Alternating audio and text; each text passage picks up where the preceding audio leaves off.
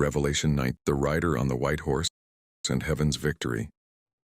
Revelation 19 opens with a mighty sound, great voices in heaven crying out, Alleluia! Salvation, glory, and honor belong to the Lord our God. He has judged the great whore. Babylon is fallen.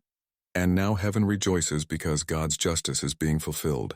The smoke of her torment rises forever, and the 24 elders and living creatures fall down and worship.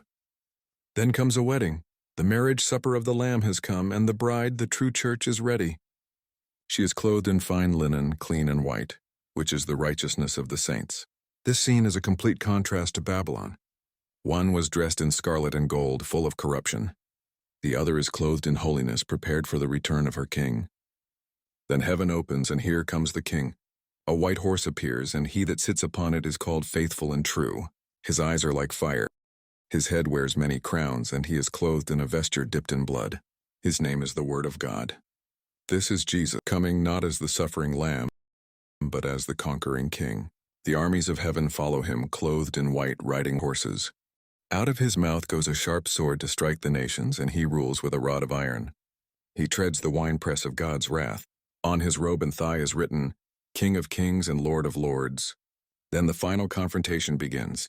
An angel calls the birds of the air to gather for the supper of the great God, to feast on the flesh of kings, captains, mighty men, and all who follow the beast. The beast and the kings of the earth gather for war against Christ, but they are no match. The beast and the false prophet are captured and thrown alive into the lake of fire. The rest are slain by the sword that proceeds from the mouth of Christ. This is not symbolic defeat, it is final judgment. Christ does not negotiate with evil, he conquers it.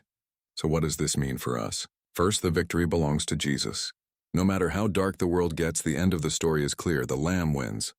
Second, make sure you're dressed for the wedding. The church must be clean, pure, and faithful, not entangled with Babylon. Third, the return of Christ is real, powerful, and final. He's not coming back as a silent teacher. He's coming back as the judge and king. Worship the Lamb now, because when he returns, every knee will bow and every eye will see him.